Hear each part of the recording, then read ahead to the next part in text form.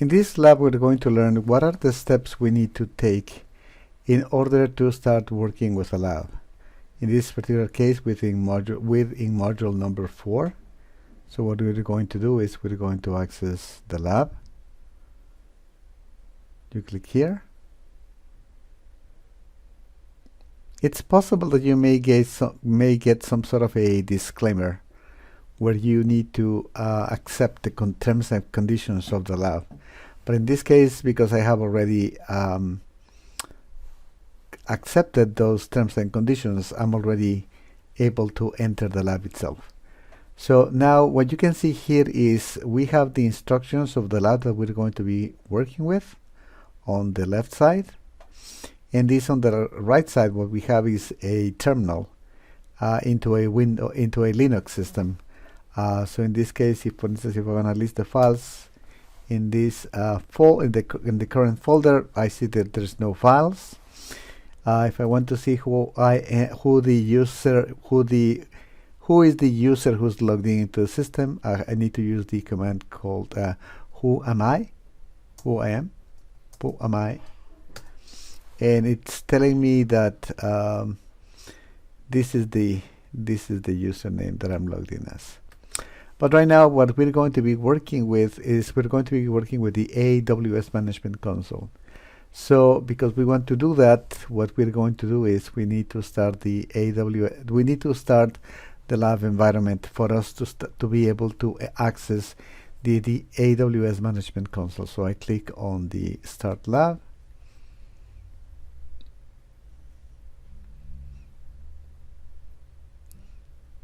Okay, so it says that the account needs to be cleaned up. We're going to wait a few moments. It seems the cleanup mode has been completed, so now it's just a matter of us waiting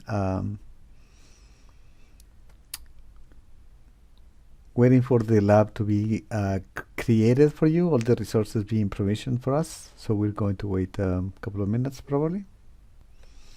By the way, while this account is being created, we can read here that this lab is being created in the AWS region US-East-1, which I believe refers to Northern Virginia. And here is the status, the start time, and the creation time, and this is the start time. And it's telling us that it's given us 120 minutes to complete this lab. Most of the time we should be able to create it in less time than that. But we're given that much time in the meantime.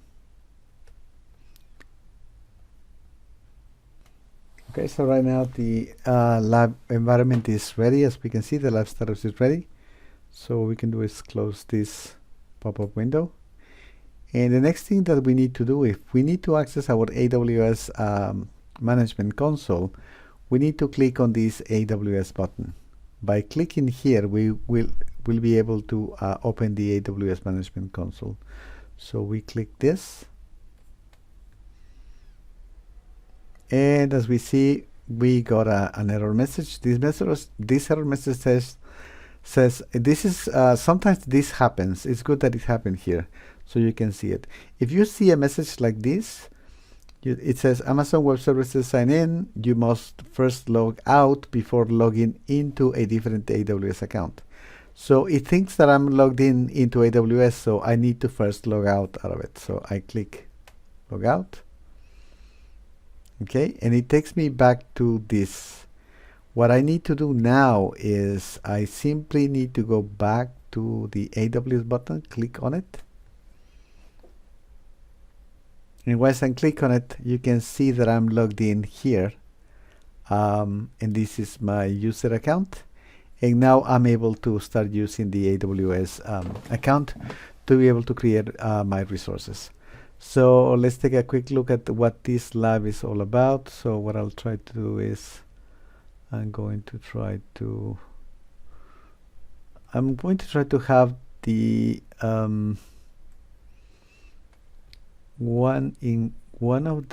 one of my tabs is going to be for the instructions, which I'm going to keep to the left, and the other part is going to keep the AWS Management Console. I'm going to keep to the right.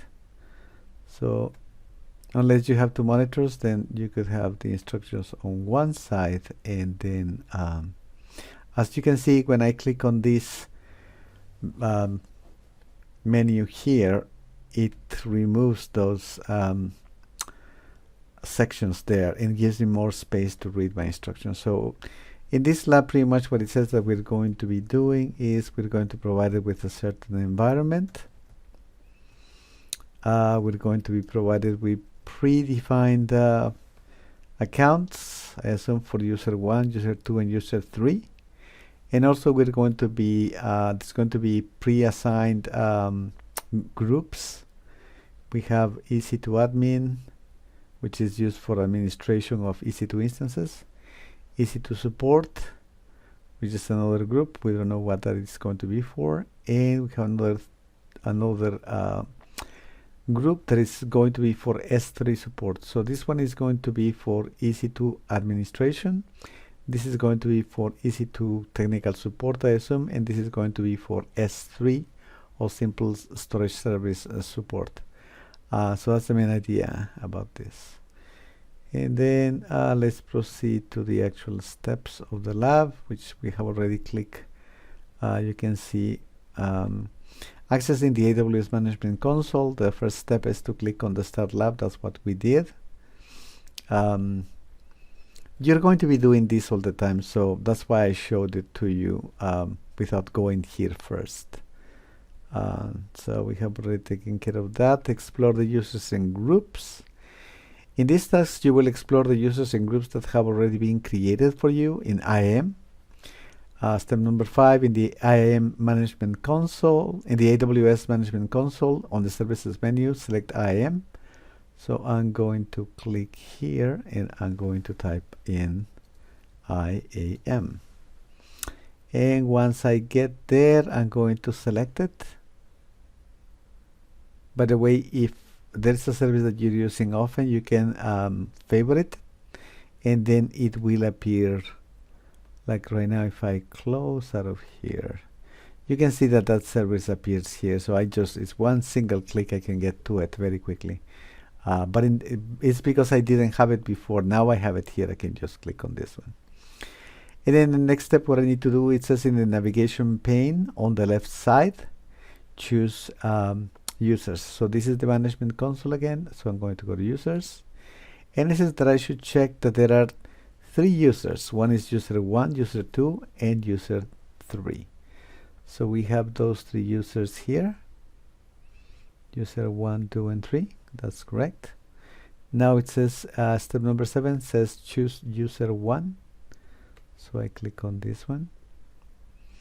And this will bring up a summary page for user 1.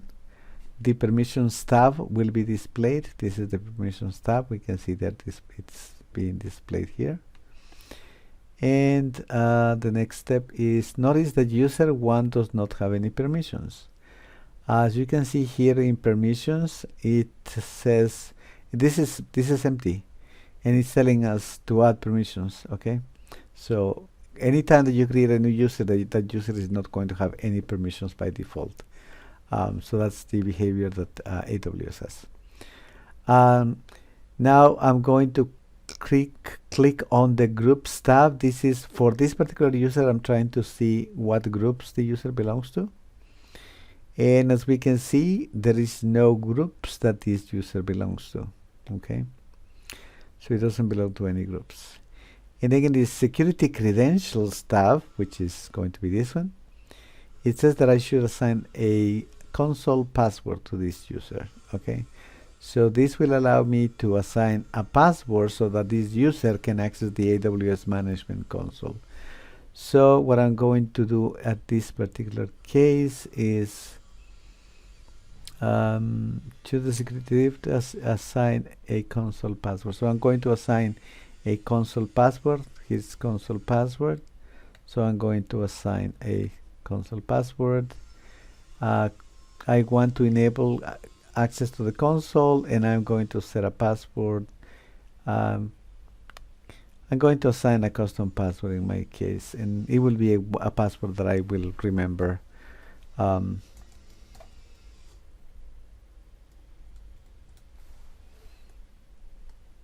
Okay, just one moment.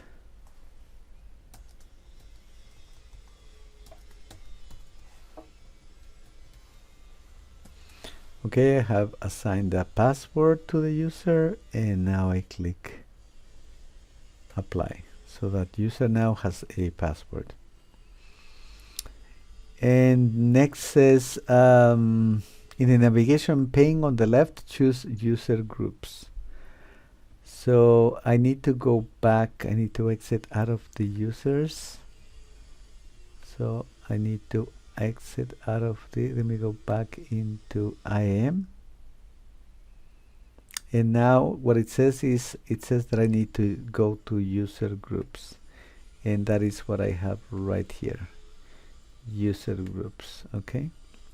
The next thing I need to do is, there's already 3 groups created. One is EC2-admin, EC2-support, and S3-support. Now it's telling me to choose the EC2 support group. EC2 support group. So I click on it, and this will bring the summary for that particular group. In order to have more real estate to view more, I'm going to close. Well, I cannot resize this, so let's see. I'm going to close this. This is the quick access, by the way. If I had had the quick access available before, I would have been able to go directly to user groups instead of having to go to IAM. But in this case, because I want more real estate to be able to use in my in order to view this particular group, I close that. Okay, so the next thing I need to do is this brings up the summary page for the EC2 support. It says that in the permissions tab, let's take a look at the permissions. As we can see, this one, it does have a policy that is attached to it, and this policy is the Amazon EC2 read-only access. So what this policy is going to allow us to do is going to be able to interact with the EC2 service, but it's going to be read-only access. That's the only access that we have for that particular group. Okay, so and this is in this particular case, as we can see here, this group has a managed policy associated with it called Amazon EC2 read-only access. Managed policies are pre-built-in policies, built in either by AWS or by your administrators, that can be attached to an IAM user or groups. When the policy is updated, the changes to the policy are immediately applied to all users and groups that are attached to the policy. Okay, let's click in. Next says choose the plus icon next to the Amazon EC2 read-only access. So I click on this plus sign, and I'm going to scroll down, and we can see what the policy consists of. These are the this is the specifics of the policy that is attached to this particular policy. And we can see it says that we should pay attention to the effect. The effect is going to be either allow or deny. In this case, we're allowing. In this other one, which also allowing. There's another one here. It's also allowing. We're allowing different types of actions, and we have another one here. Okay, it's allowing different effects, and then the action specifies the API calls that can be made against the AWS service. So in this case, the action says that we can, when it comes to the EC2 service, we can describe those EC2 instances. In the second case, the action is going to be to describe elastic load balancers that are attached, that are being used together with that EC2 instance, and so on and so forth. And finally, the resource defines the scope of entities covered by the policy. So this is, in this particular case, the scope of this is whenever you have star, it means all. It doesn't mean just a specific one. It just means all. You can see in all the in this policy, all the different parts of this policy, they all allow all the resources of whatever service we're talking about. Yeah, you can see here it's also source all in resource all. You can specify, you can indicate specific resources, but in this particular case, like I said, it's going to apply to all resources that you have in your account that belong to a specific service. In this particular case, for instance, for this part of the policy, is going to be we're going to allow, and on the EC2 instances, we're going to allow the describe action on them, on all of them, not just on one, a few, but on all of the EC2 instances in your account. Next, click on the minus sign. So what we're going to do is we click on this minus sign, and we're going to shrink it down. In the next step, number 16, in the navigation pane, on the left, select choose user groups. In the navigation pane, on the left, choose user groups. So I need to show again the menus option. So I'm going to go to user groups. So by the way, if you close this menu here, if you want to bring it back, you can click on this menu option here, and again it expands them. So now it wants me to go to user groups. I click user groups. Now it says choose the S3 support group. So I need to choose the S3 support group, and then choose the permissions tab. So I need to choose the permissions tab, which is going to be this one. I'm going to scroll down. I can see that there is a policy attached to it. It says that this group has this policy attached to it, which is the Amazon S3 read-only access policy attached to it. Now I need to click on the plus sign and take a look at the details for that policy. As you can see, this one, yeah, we can see that this policy grants the get and list. It grants permissions to get a list and the get and list resources in Amazon S3. Okay, the next step is go choose the minus icon. This is to close this, and then choose permissions tab. This is the permissions. Let me see. Hide the details. In the navigation group, go back to users. So I need to go back to users. I go here, and now it says choose the. I need to go to user groups again, and right now I'm going to take a look at the third group. In this case, is the EC2 admin. So in user groups, this is going to be the EC2 admin. I click on it. I take a look at the permissions. Again, this menu is in the way, so I'm going to close it, and then I'm going to scroll down, and I can see that there is this policy.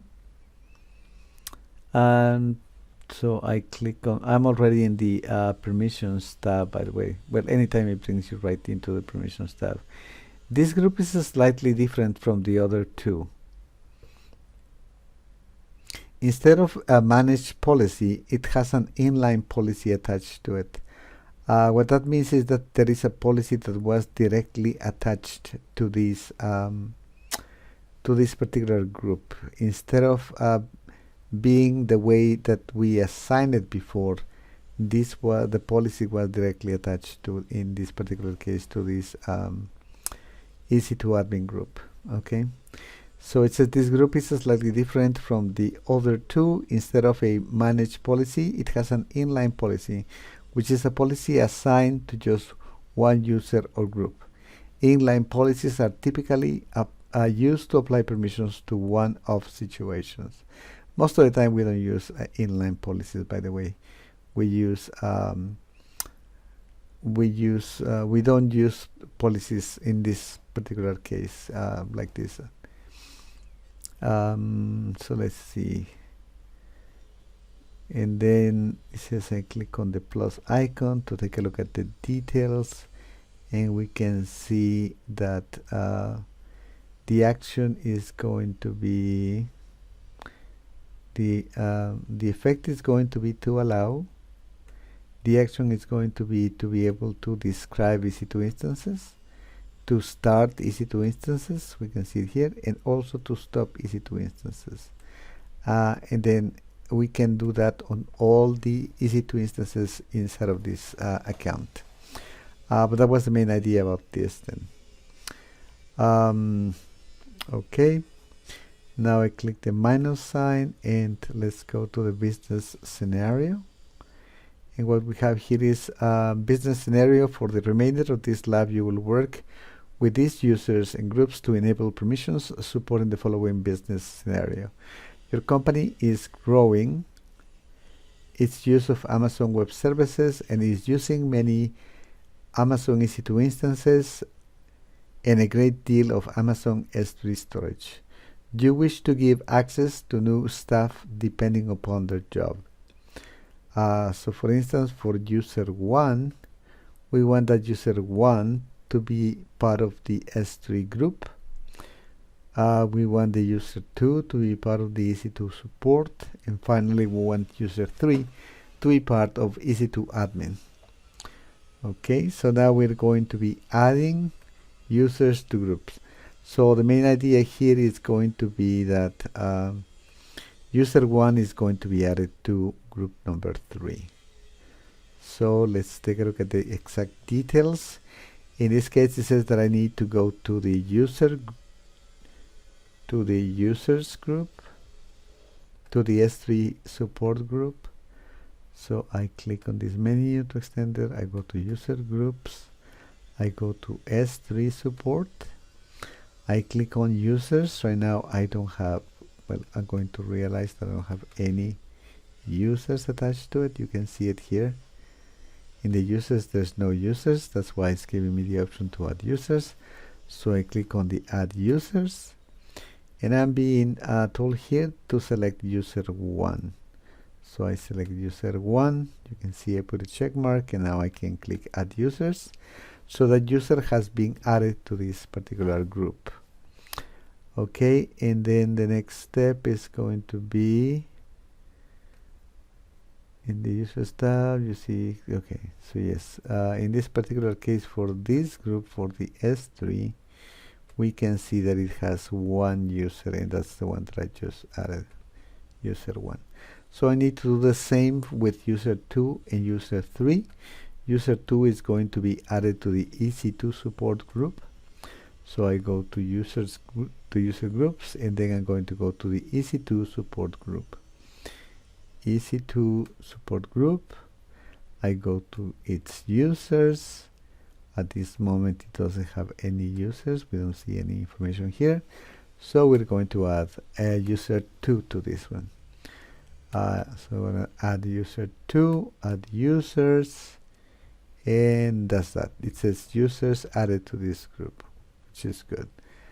And then similar to what we did in the steps above, we're going to add user 2 to that support, which I just did. Now in the last case, what I'm going to do is I'm going to add user 3 to the EC2 admin group. So what I need to do is I need to go to user groups, and then I need to go to EC2-admin, and then in this I'm going to be adding user 3. We're going to be adding user 3 to the here. So here is the list of our users, and I can click add users, and that takes care of that.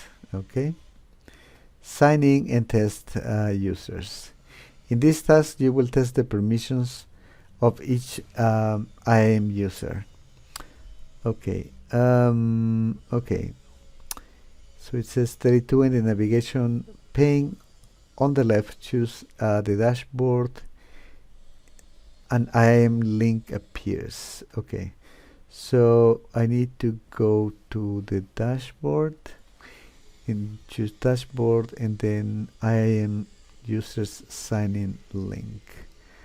Let's see. So let me go to users to see what the signing link is going to be. Let me see.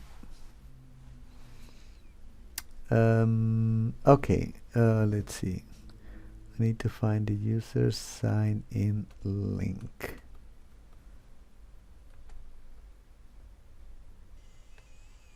Okay, so I had to exit out of this and go to get back to this, and then we can see dashboard here. Okay, go to the IAM center. So in this case, what I need to do is I need to find out what the login is going to be for this user, but it's not allowing me to get there. Permissions, user. Okay, so there are some restrictions on this username. So just a moment. Okay, so what I'm trying to do right now is I'm trying to find out what the URL is that I need to use to have user 1 be able to log into that user's account. So what I'm going to do is I'm going to go to users, and user 1 is the one that I want to log in as. So now here we should be able to find, let's take a look at the different tags. Security credentials. As you can see here, what I have here is what is the URL that I need to be able to sign in as that user. So I can copy these credentials here. Because I'm already signing in the console, I need to create an incognito session to be able to log in as that user. If I try to log in here, I'm already logged in as a specific user here, so I cannot log in again. I cannot log in with two different accounts in the same session. That's why I need to create an incognito session, which I just did. And now what I can do is I can paste this link, and this is the account number for that particular user.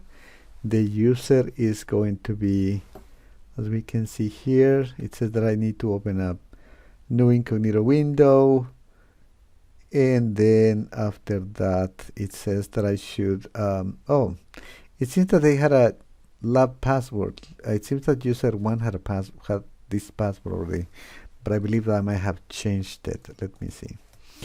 So let me see if it doesn't work with this password. I will try the password that I might have used to change it, but let's see. So if I try to sign in, it doesn't work. I believe that I changed the password at first. So let me see. Okay, yes. So right now I'm logged in as user 1, and you can see that number here is the account number that user belongs to. So now what it says that I should do is in the services, I should choose S3. So first of all, let's take a look at what what type of access right user 1 has. It says that user 1 is going to have access to S3, which is buckets. So if I go to S3, this is going to get to the services by using the magnifying glass. S3, I go to the service, I select it, and then the next thing I need to do is let's see, let me go back where I was. It says choose the name of a bucket.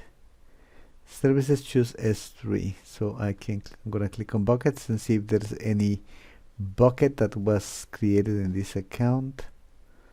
I can't see any buckets right now. Let's take a quick look at something. Okay, it seems that they did not create a bucket for us in this particular lab, even though it said that a bucket was going to be created. If I click on buckets, I don't see any buckets at all. Let me take a quick look. Oh, actually, it's right here. Let me see. So let me go to the S3 service. Let me close this. So I'm in the S3 buckets. I click here. I need to close out of this for some reason, and then I can see the buckets. It should have, when I was here, when I clicked on buckets, it should have either opened another window or took me to, it should have taken me to, it should have taken me to the buckets, but it didn't. So basically what I'm going to do is I need to close this window, and then I can see these, the buckets inside of this account, and the sample bucket that said that I should find here, I can see it, okay? And if I click on this bucket, if I access the bucket itself, remember inside of buckets, we don't, whatever we have in the buckets are not called files, they're called objects. We refer to them as projects, but people normally use them interchangeably, okay? But that's the main idea. So we were able to use, we were able to access user 1, and we went to the S3 service. This particular user was part of a group that had a policy attached to it, and that policy allowed access to viewing buckets, okay? So, and browse the content. So there's no contents here in the bucket, okay? So I have permission to view the buckets, and we can see it doesn't contain any buckets. Now it says test whether they have access to EC2. So right now I'm logged in as user 1, and what I need to do is I need to go to EC2, to that service, and I need to see whether I have access to viewing the EC2 instances. As you can see, because I don't have access into this service, it's telling me API error. In other words, I cannot interact with the resources here. If I click here, I cannot see any EC2 instances here, but I'm getting an error message here. So let me go back here in the steps. It says for that one, you cannot see any instances. Instead, you see a message that states you're not authorized to perform this operation. So if I try to take a look at the EC2 instances, I don't have access to, I don't have the right. You are not authorized to perform this operation. That's because the policy that was attached to this user didn't allow that type of permission of not even viewing EC2 instances, okay? So that's what happened here. So the next thing I need to do is, so I wasn't able to see any EC2 instances. So sign user 1 out of the AWS Management Console by completing the following. So at the top, I can see the username, and then I click on this down arrow, and I expand it, and then I can select sign out. Okay, so I have sign out of user 1. Let's see if what is next here. The next part is, oh, well, this is the knowledge check. Let me see, something happened here. I was expecting to see more steps in the lab, but I don't see those extra steps. And now, okay, let me see. Instructions. So this is the lab. Okay, so we can say that we were able to complete the lab in this particular case. Pretty much what I did was we had 3 users that were created for us. We had 3 groups that were created for us. Those three groups had policies attached to each one of them. Um, then at some point we were told to add users to the different groups. User 1 was added to the group related to S3.